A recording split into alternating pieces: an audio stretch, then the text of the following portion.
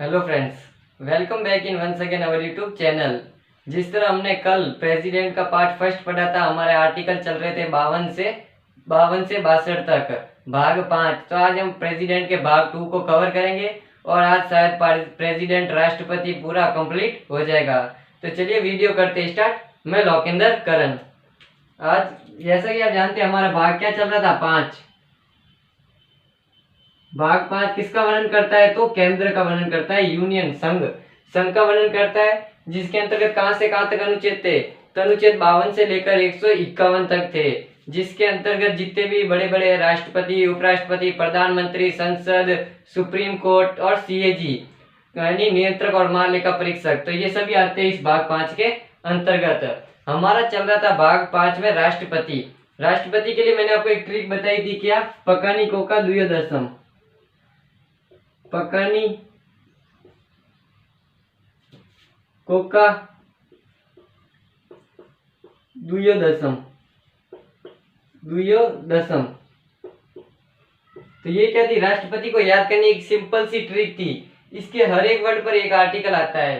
अनुच्छेद 52 से स्टार्ट करना है। 52 में 53, नी से 54, को से 55, का से 56, दू से 57, यो से 58, द से 59, स से 60 और म से 61।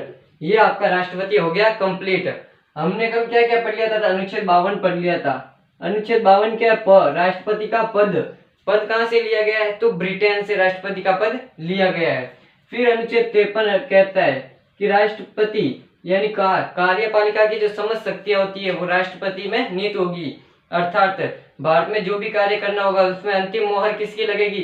तो राष्ट्रपति की लगेगी। राष्ट्रपति एक नाम मात्र का अधिकारी होता है, जैसा कि आपको पता है। वास्तविक अधिकारी पूछ ले तो प्रधानमंत्री। फिर इसका निर्वाचन के बारे में बात किया था, अनुच्छेद 54 कि इसका निर्वाचन कैसे होता है। एकल संक्रमण या अनुपातिक गुप्त मतदान प्रणाली हमने समझी थी। इसका अप्रत्यक्ष रूप से होता है, गुप्त मतदान होते हैं। एमपी और एमएलए इसके अंतर्गत वोट डालते हैं। कौन कराता है? तो निर्वाचन आयोग, इलेक्शन कमीशन इसका चुनाव करवाता है। कौन कौन वोट डालते हैं? तो लोकसभा, राज्यसभा, विधानसभा के निर्वाचित सदस्य और दिल्ली और पुडुचेरी की विधानसभाएं भी इसमें भाग लेती है। तो कल हमने यहाँ तक पढ़ लिया था। आज हम बात करते हैं इससे आगे 55 यानी को। राष्ट्रपति का पद धारण करने वाले जो भी उम्मीदवार होते हैं उसको जीतने के लिए न्यूनतम कोटा प्राप्त होना चाहिए। को से कोटा। तो अनुच्छेद 15 किसका वर्णन करता है? तो राष्ट्रपति के लिए न्यूनतम कोटा का वर्णन करता है अनुच्छेद 55। कोटा कैसे प्राप्त करते हैं? तो इसके लिए एक सूत्र है, क्या? कुल वैध मतों की संख्या, कुल वैध मतों की संख्या, कुल वैध मतों की संख्या बट्टे में कुल उम्मीदवार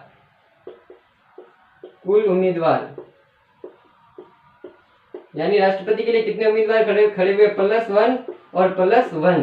ये इसका कोटा ज्ञात करने के लिए ये सूत्र अपनाया जाता है कि जो किसी भी राष्ट्रपति को जीतना है तो उसे न्यूनतम कोटा प्राप्त करना होगा। मान लीजिए कुल वैध मत, वैध यानी मान लीजिए कल मैंने आपको बताया था प्रीफरेंस के आधार पर लोग वोट देते हैं। जैसे मान लीजिए 3 जने खड़े हुए, 1 2 3 कैंडिडेट खड़े हुए राष्ट्रपति के लिए।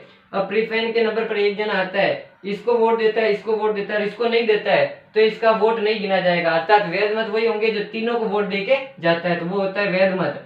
अवैध मत जो किसी एक को भी नहीं देता है तो अवैध घोषित हो जाता है, उसका मत खारिज हो जाता है।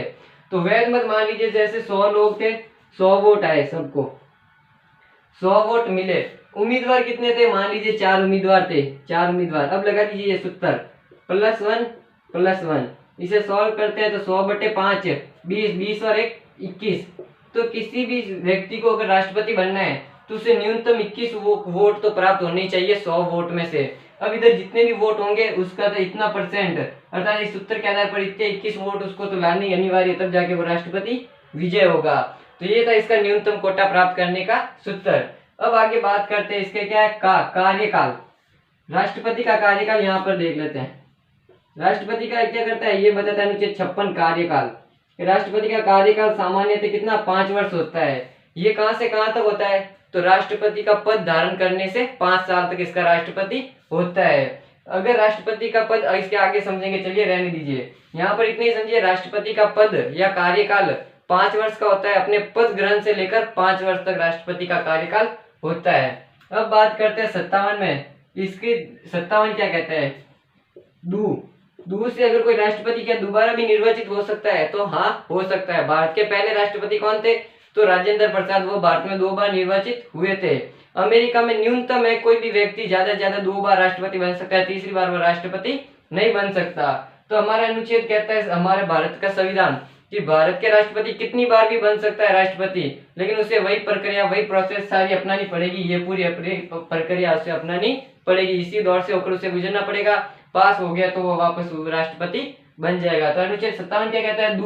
दोबारा निर्वाचित होने की प्रक्रिया क्या होगी। अब बात करते हैं 58 और 59, दोनों की साथ साथ में समझेंगे तो आपको इजी हो जाएगा। अनुच्छेद 58 और ये हो जाएगा 59। अनुच्छेद 58 क्या कहता है? यो से योग्यताएं, एलिजिबिलिटी, योग्यताएं, योग्यता का वर्णन करता है अनुच्छेद 58। फिर योग्यता के बाद आता है द से दशाएं या शर्तें कह सकते हैं। दशाएं, इसके लिए क्या क्या दशाएं होगी या क्या क्या शर्तें होगी राष्ट्रपति के लिए, दोनों को साथ में समझेंगे तो आपको आसानी से समझ आ जाएगा। राष्ट्रपति के लिए योग्यताएं बता देते हैं, पहले पढ़ लेते हैं। ये भारत का नागरिक होना चाहिए। इसकी आयु कितनी होनी चाहिए? 35 वर्ष की आयु होनी चाहिए। लोकसभा का सदस्य बनने की योग्यता रखना हो, कौन? राष्ट्रपति। फिर विधानमंडल, ये विधानमंडल, ये इसमें आ जाएगा शर्तों में। फिर इसके लिए क्या चाहिए? ये 4 बातें हो गई। कॉमन सेंस, भारत का नागरिक हो, फिर भारत का नागरिक हो, 35 वर्ष की आयु हो, लोकसभा का सदस्य बनने की योग्यता रखता हो। चौथी बात इसमें याद रखना, इसके लिए 50 प्रस्तावक और 85 इसके लिए अनुमोदक चाहिए। अनुमोदक, ये क्या होता है? कोई भी राष्ट्रपति जिसको खड़ा होना है उसे संसद में कौन होता है? लोकसभा या राज्यसभा में जितने भी सारे सदस्य होते हैं उनमें से 50 सदस्य तो उसको निर्वाचक मंडल को अनुमोदक देंगे कि हाँ, हम इसका नाम प्रस्ताव करते हैं, हम अपने कहते हैं हम इससे सहमत है, इसको खड़ा होना चाहिए इस राष्ट्रपति को। 50 ही अनुमोदक अलग, वही 50 नहीं अलग, तो टोटल कितने हो जाएंगे? 100 व्यक्ति। 100 व्यक्ति चाहिए किसी एक राष्ट्रपति को खड़ा होने के लिए। सिर्फ चुनाव तो फिर बाद में होगा। तो 50 का प्रस्तावक निर्वाचन मंडल को कहेंगे हाँ, ये आदमी ठीक है, हम इसके प्रस्ताव में हैं। और 50 ही अनुमोदक, यानी 50 व्यक्ति रिटर्न में लिखकर निर्वाचन मंडल को देंगे कि ये व्यक्ति खड़ा होना चाहिए, तब जाकर वो एक व्यक्ति खड़ा होता है। पहले कितना था? तो पहले 10 ही थे, 10 ही अनुमोदक चाहिए थे और 10 ही प्रस्ताव चाहिए। तो इससे बहुत से सारे कैंडिडेट खड़े हो जाते थे राष्ट्रपति के लिए। किसी भी 10 सांसद और 10-20 सांसदों को पकड़ते और राष्ट्रपति के लिए खड़े हो सकते थे। तो इस राष्ट्रपति का इतना बड़ा पद थोड़ी कठिन प्रक्रिया को अपनाते हुए 50 कर दिया गया। 1997 तक ही थे ये 10-10। कहाँ तक थे? 1997 तक ये 10-10 थे। इसके बाद फिर 50-50 कर दिए गए। तो ये हो जाएगी इसकी योग्यता। क्या है? भारत का नागरिक हो, फिर 35 वर्ष की आयु हो, लोकसभा का सदस्य बनने की योग्यता रखता हो और 50 ही प्रस्ताव और 50 ही इसके पास अनुमोदक हो, वो हो जाएगा राष्ट्रपति के पद के लिए एलिजिबल, यानी इसकी योग्यता है। अब इसकी शर्तें की बात करते हैं या दशा है। इसका अर्थ होता है नहीं हो। क्या क्या नहीं हो? तो वो बता दीजिए आप। पागल या दिवालिया नहीं हो, किसी लाभ के पद पर धारण नहीं हो, ये पागल दिवालिया नहीं हो, लाभ के पद पर धारण नहीं हो, ये हो जाएगा। फिर इसके आ जाएगा कि एक लाभ के पद विधानमंडल का सदस्य न हो, ये इसकी तीसरी बात आ जाएगी इधर, ये इसकी तीसरी बात आ जाएगी। हटा देते हैं यहां से तीसरी बात। विधानमंडल, संसद या विधानमंडल, संसद या विधानमंडल, वीएम कर देता हूं। संसद या विधानमंडल का क्या हो? सदस्य न हो। अगर सदस्य होता है, चुनाव के लिए खड़ा हो जाता है, जीत भी जाता है, तो फिर उसे यहाँ से इस्तीफा देना पड़ेगा और राष्ट्रपति का पद ग्रहण करना पड़ेगा। सभी के लिए क्या होता है? कोई अन्य व्यक्ति होता है तो लाभ के पद पर, तो अगर राष्ट्रपति के लिए खड़ा होता है तो उसे वहां का लाभ का पद छोड़ना पड़ता है खड़ा होने से पहले। अगर ये खड़ा हो गया, जीत गया, तो बाद में जाकर ये विधानमंडल या संसद का पद छोड़ सकता है। तो ये इसके लिए हो जाएगी शर्तें। क्या? पागल ना हो, दिवालिया ना हो, विधानमंडल या संसद का सदस्य नहीं हो, प्लस 15,000 रुपए, 15,000 रुपए जमानत राशि इसको दी जाती है खड़ा होने के लिए। 15,000 रुपए वो जमा कराएगा जो भी राष्ट्रपति खड़ा होता है। अब इतना बड़ा पद है, उसके लिए 15,000 तो कोई मायने नहीं रखते, लेकिन उसकी एक क्या है, इम्पोर्टेंस, उसका महत्व घट जाता है अगर 15,000 उसके वापस नहीं मिलते। कैसे? अगर मान लीजिए उसने न्यूनतम कोटा प्राप्त कर लिया और वो जीत गया तो उसे 15,000 रुपए वापस दे दिए जाएंगे। अगर न्यूनतम कोटा प्राप्त नहीं हुआ तो कैसे 100 लोगों में से उसे 20-21 व्यक्तियों ने अगर सहयोग नहीं दिया और साथ में इन्होंने 100 लोगों ने तो इसको प्रस्ताव दिया था हाँ हम खड़े हैं, लेकिन इन्होंने इसको क्या वोट नहीं दिया, तो 21 वोट ही नहीं ले पाया और ये हार गया, तो इसके अपमान की बात होती है और ये 15,000 रुपए जब्त कर लिए जाते हैं आरबीआई के द्वारा, आरबीआई में चले जाते हैं, फिर इसके 15,000 जमानत राशि से जमा करानी पड़ती है। तो ये हो जाएगी इसकी योग्यताएं और इसके लिए शर्तें। अब बात करते हैं 60 में क्या है, शपथ। अनुच्छेद 60 कहता है शपथ। शपथ कौन दिलाएगा राष्ट्रपति को, तो सीजीआई। कौन, CGI, chief justice of India, Bharat का मुख्य न्यायाधीश, सुप्रीम कोर्ट का जो मेन जज होता है वह राष्ट्रपति को शपथ दिलाता है। मान लीजिए ये भी नहीं हुआ तो कौन दिलाएगा, तो सुप्रीम कोर्ट के अथर जजेज होंगे, ये नहीं हुआ तो अथर जो जज होंगे वो इसको शपथ दिलाएंगे। राष्ट्रपति क्या शपथ लेता था, अनुसूची 3 के अनुसार वह संविधान की रक्षा, प्रतिरक्षा, संरक्षण करने की शपथ लेता है। तो ये हो गया। अब बचा इसका एक आर्टिकल लास्ट का, महाभियोग, अनुच्छेद 61 क्या कहता है, महाभियोग की प्रक्रिया बताता है। अर्थात हमने राष्ट्रपति को नियुक्त कर दिया, उसके जो भी योग्यता थी, उसके पावर थी, वो सब बता दिए, लेकिन अगर इसको हटाना पड़ा इतने बड़े पद को तो कैसे हटाएंगे, उसकी प्रोसेस क्या होगी, तो वो होता है इसके 61 के अंतर्गत महाभियोग, जिसे इंग्लिश में कहते हैं इम्पीचमेंट। 100 से 60 शपथ आप बोलोगे तो आपको ये याद हो जाएगा। कंपटीशन एग्जाम में जैसे छोटे मोटे क्वेश्चन पूछे जाते हैं, राष्ट्रपति के शपथ का प्रावधान किसमें है, तो 100 से 60 शपथ। इम्पीचमेंट का पूछ ले महाभियोग, तो 61 में इसके महाभियोग का वर्णन है। अब इसको हटाने के लिए क्या है, संसद के सदस्य भाग लेंगे। नियुक्ति में कौन कौन भाग लेते थे, इसकी नियुक्ति के लिए कहा गया, नियुक्ति निर्वाचन में ये रहा। अनुच्छेद 54 किसका बात करता है, तो नियुक्ति की। इसकी नियुक्ति में कौन कौन भाग लेते थे, राज्यसभा, लोकसभा और विधानसभा, इनके निर्वाचित सदस्य। लेकिन इसके हटाने की प्रक्रिया में ये विधानसभा या विधानमंडल का कोई भी सदस्य इसमें भाग नहीं लेता है, सिर्फ राज्यसभा और लोकसभा भाग लेती है। कौन कौन भाग लेते हैं, राज्यसभा और लोकसभा इसमें भाग लेती है। इसके निर्वाचित और मनोनीत दोनों सदस्य भाग लेते हैं। इधर क्या होता था, इसमें जो मनोनीत राष्ट्रपति जिनको मनोनीत करता था, राज्यसभा में 12, लोकसभा में 2 एंग्लो इंडियन को, तो वे भाग नहीं लेते थे, लेकिन उसको हटाने की प्रक्रिया में वे भी वहां भाग लेंगे। तो इसके महाभियोग में कौन भाग लेता है, डायरेक्ट लिख सकते हैं हम, संसद के निर्वाचित और मनोनीत सदस्य इसमें भाग लेते हैं। अब इसको प्रोसेस कैसे स्टार्ट करनी है, तो इसको हटाने का प्रस्ताव किसी भी सदन में लाया जा सकता है, लोकसभा या राज्यसभा में उस प्रस्ताव को लाया जा सकता है, लेकिन उस प्रस्ताव को चालू करने के लिए 25% या 1/4 बहुमत की आवश्यकता होती है। किसी भी सदन में लाया गया, मान लीजिए अब लोकसभा ने लाया, तो लोकसभा को उसे चालू कराने के लिए हाँ भाई इस प्रस्ताव को राष्ट्रपति को हटाने के लिए प्रस्ताव ला रहे हैं, तो 1/4 सदस्यों का बहुमत चाहिए। अगर वो 1/4 सदस्य लोकसभा के सदस्य उसको बहुमत देते हैं, तब ये प्रक्रिया क्या प्रोसेस चालू होती है कि हम राष्ट्रपति को हटाने के लिए प्रोसेस चालू कर चुके हैं। फिर इसको चालू करने के बाद 14 दिन पूर्व क्या हो जाएगा, 14 दिन पूर्व राष्ट्रपति को सूचना देने की आवश्यकता होती है कि हमने चालू कर दिया है। अब आप क्या है, अपना जो भी अपना प्रस्ताव रखना चाहते हैं, आप दोषी सीधे नहीं है कुछ कहना चाहते हैं, तो उसको सूचना देनी होती है कि हम आपके खिलाफ क्या है महाभियोग लेकर आ गए हैं। तो 1/4 बहुमत चाहिए चालू होने के बाद। फिर लोकसभा क्या करेगी, लोकसभा अपने 2/3 बहुमत से इस प्रस्ताव को अगर पारित करके राज्यसभा में भेज देती है और राज्यसभा भी 2/3 बहुमत से इसको पास भी कर देती है, तो ये जो राष्ट्रपति पर महाभियोग होता है वो पास माना जाता है और राष्ट्रपति को फिर अपना पद छोड़ना पड़ता है। तो ये थी महाभियोग की प्रक्रिया।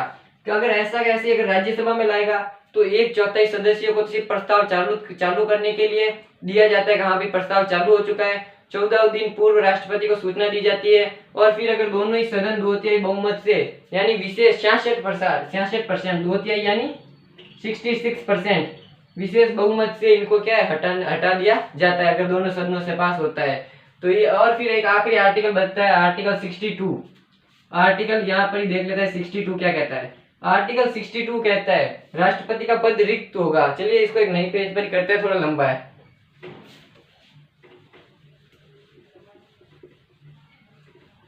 आर्टिकल 62 क्या कहता है आप समझिए। आर्टिकल 62 कहता है राष्ट्रपति का पद रिक्त होना। क्या कहता है, पद रिक्त होना। राष्ट्रपति का पद रिक्त क्या कहां से होगा, कब कब होगा, तो उसकी मृत्यु हो जाए, उसका कार्यकाल समाप्त हो जाए या उसने त्याग पत्र दे दिया हो, तो इस आधार पर उसका पद रिक्त हो गया। तो इस भारत का इतना बड़ा पद है तो इसको संभालेगा कौन, कोई तो संभालने वाला होना चाहिए, खाली भी हम छोड़ नहीं सकते। तो अगर इसका पद रिक्त हो जाता है तो उपराष्ट्रपति आएगा। राष्ट्रपति मान लीजिए ऐसे लिखते हैं, मतलब राष्ट्रपति, राष्ट्रपति हटा तो कौन आएगा, उपराष्ट्रपति। उपराष्ट्रपति, उपराष्ट्रपति भी हट गया, मान लीजिए उपराष्ट्रपति भी नहीं है। तो यही भारत के संविधान की विशेषता है कि हम भारत के लोग जो चीज हो सकती है उसके बारे में सोचते हैं और जो चीज नहीं हो सकती है उसके बारे में भी हम सोचते हैं कि राष्ट्रपति है, राष्ट्रपति नहीं हुआ तो उपराष्ट्रपति, उपराष्ट्रपति भी नहीं हुआ तो क्या करेंगे, तो आता है फिर सीजीआई। कौन आता है, chief justice of India, CGI. अगर ये भी नहीं हुआ तो भी मान लीजिए क्या करेंगे, तो आते हैं जो सुप्रीम कोर्ट के अथर जज होते हैं वो आते हैं राष्ट्रपति के पद पर। राष्ट्रपति नहीं हुआ तो उपराष्ट्रपति, उपराष्ट्रपति नहीं हुआ तो फिर सीजीआई इसकी जगह आएंगे। ऐसा कभी हुआ है क्या कि उपराष्ट्रपति तो ऑलमोस्ट आते रहते हैं राष्ट्रपति की जगह, लेकिन कभी सीजीआई आया है? तो एक बार टाइम में जाकिर हुसैन हमारे राष्ट्रपति थे, जाकिर हुसैन साहब, जाकिर हुसैन, जाकिर हुसैन की जब क्या राष्ट्रपति थे, ये जब इनकी मृत्यु हो गई तो उपराष्ट्रपति थे वीवी गिरी, वीवी गिरी। वीवी गिरी ने क्या किया, इनको पता है भाई हमें राष्ट्रपति की जाना था, लेकिन इन्होंने क्या कहा, भाई राष्ट्रपति का चुनाव है जो 6 माह के अंतर्गत होना चाहिए। तो इन्होंने क्या किया, उपराष्ट्रपति के पद से त्याग पत्र दे दिया। और क्या त्याग पत्र, एक टॉपिक याद आ गया, ये भी लिख लेते हैं इधर, त्याग पत्र। अभी रुकिए इधर, अब इन्होंने उपराष्ट्रपति ने क्या किया, इसको अपना क्या है त्याग पत्र दे दिया अपनी पोस्ट से, और ये कहा कि मैं राष्ट्रपति के चुनाव के लिए खड़ा होऊंगा, मुझे अभी राष्ट्रपति नहीं बनना है। तो ये तो क्या हो गया, ये भी हट गए। फिर चीफ जस्टिस थे हमारे भारत के एम हिदायतुल्लाह, एम हिदायतुल्लाह, ये चीफ जस्टिस थे। वैसा पहली बार हुआ कि एक सीजीआई राष्ट्रपति का पद संभालने के लिए आया। फिर बाद में 6 माह के अंतर्गत चुनाव हुए तो ये वीवी गिरी पूर्ण से जीत गए और राष्ट्रपति का पद धारण कर लिया। त्याग पत्र, राष्ट्रपति अपना त्याग पत्र किसे देता है, तो राष्ट्रपति देगा उपराष्ट्रपति को और उपराष्ट्रपति देगा राष्ट्रपति को, ये दोनों अपना त्याग पत्र देते हैं। तो ये थे 52 से 62 तक राष्ट्रपति के अनुच्छेद जो हमने आज कंप्लीट कर दिए। वीडियो अच्छा लगा हो तो लाइक कर दे, कमेंट कर दे, चैनल को सब्सक्राइब करना जरूर करें ताकि ऐसी स्टडी से रिलेटेड नोटिफिकेशन आपको मिलती रहे। Thank you for watching this video.